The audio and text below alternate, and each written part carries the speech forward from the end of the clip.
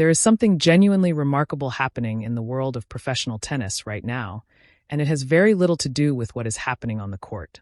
At the center of it is a 20-year-old Filipino athlete named Alex Eala, a young woman who has worked tirelessly her entire life to reach the upper levels of one of the most competitive sports on the planet.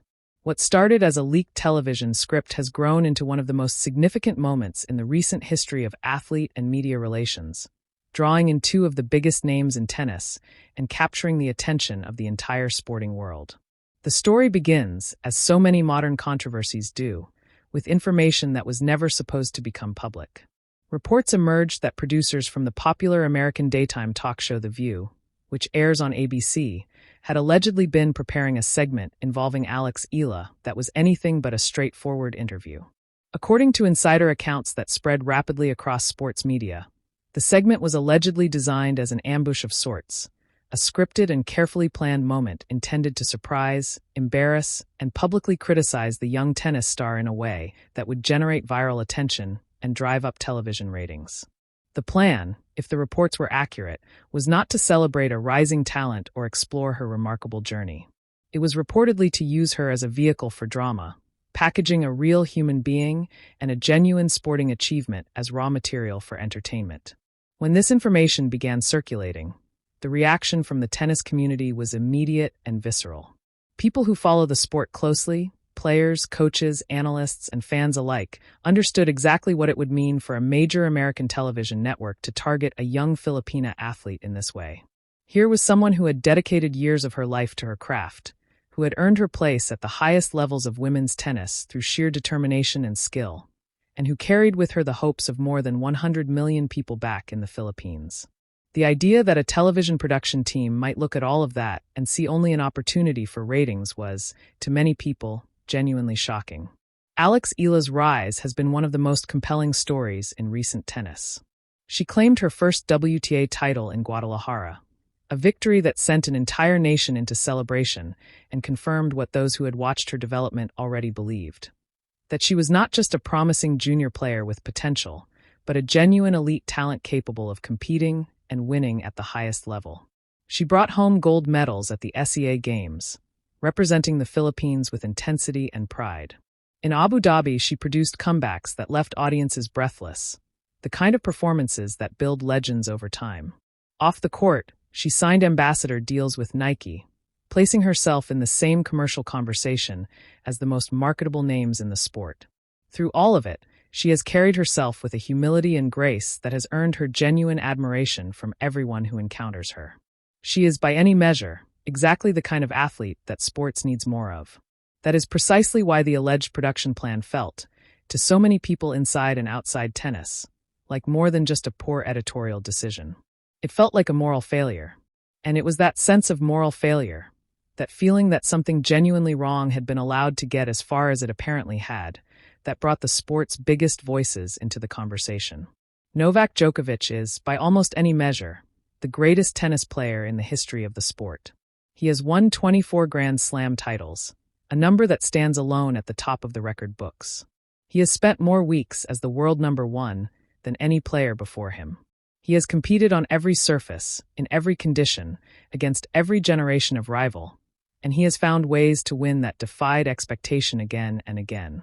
He is also, and this is something that those who only follow his results sometimes miss, a person who has spent a significant portion of his career thinking about the welfare of his fellow players. As the founder of the Professional Tennis Players Association, Djokovic has challenged governing bodies, questioned tournament structures, and pushed for better conditions and fairer treatment for players at every level of the sport. Standing up for what he believes is right is not something new for him. It is, in many ways, as central to who he is as any of the trophies in his cabinet.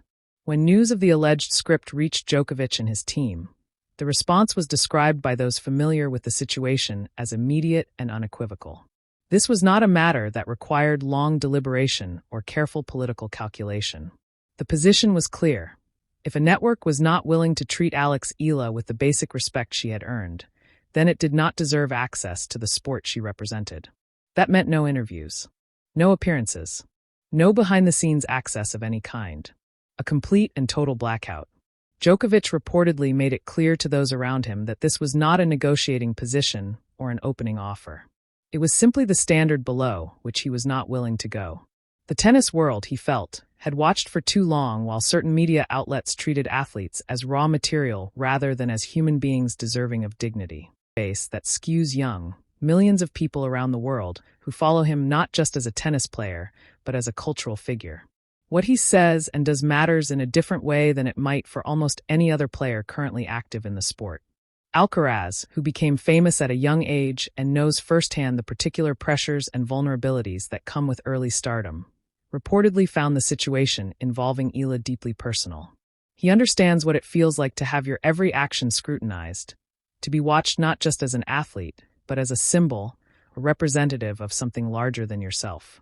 The idea that someone in the same position, someone just starting out on a path he has already walked some distance down, might be deliberately targeted and humiliated by a major television network was something he could not remain silent about. His response came in the form of a social media post that quickly became one of the most shared messages in the tennis world in recent memory.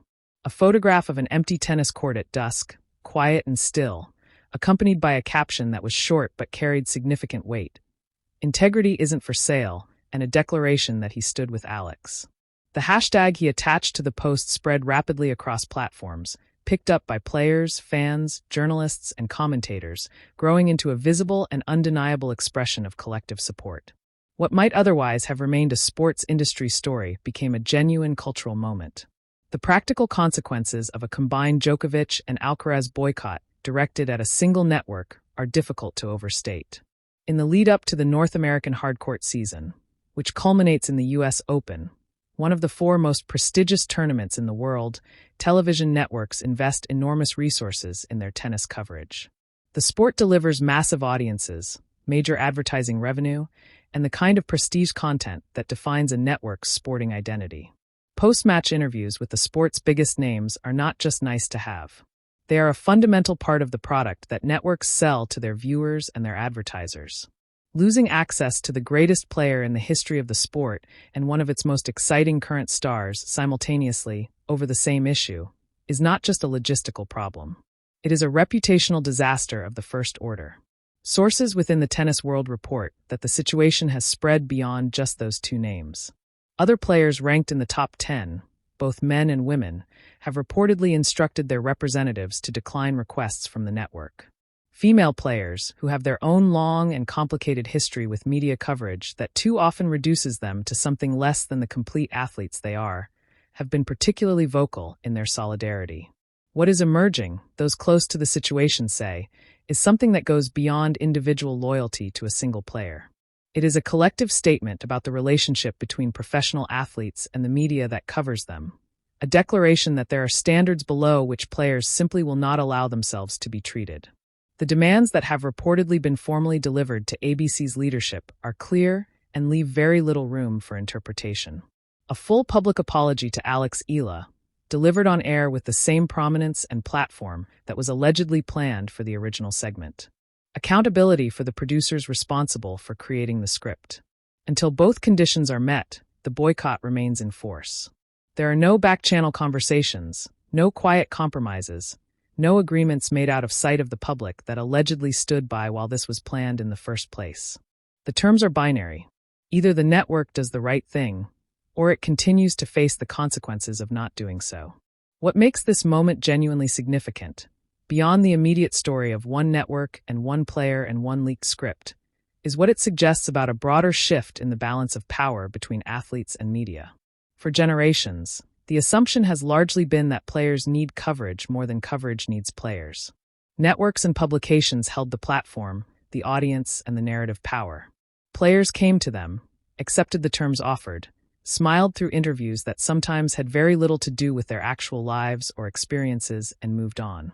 That assumption is increasingly difficult to sustain in a world where athletes have direct access to their own audiences through social media, where a single post from Alcaraz reaches more people than most television segments, and where the currency of authenticity is worth more to fans than almost anything a traditional media format can manufacture. Alex Eala herself has, by all accounts, navigated this entire situation with exactly the kind of composure that has made her so widely admired. She has not had to wage a public campaign on her own behalf. She has not had to make statements or manage a media strategy or position herself carefully in a news cycle. The relationships she has built through years of genuine hard work, authentic presence, and real human decency within the tennis community have done that work without her having to ask. That is, in the end, the most powerful part of this story. The support she has received cannot be manufactured or purchased. It comes from being the kind of person who earns it, and from existing within a community that, at its best, knows how to recognize and protect that kind of person. The network that allegedly planned to diminish her has instead provided her with something no marketing campaign could have arranged: a public demonstration of support from legends of the sport, a visible expression of collective respect from a community that spans nationalities, generations, and the divide between the men's and women's tours. Whatever comes next, Alex Eala emerges from this moment more visible, more supported, and more firmly established as someone the sporting world is paying attention to than she was before. The ball, as the saying goes, is now entirely in the other court.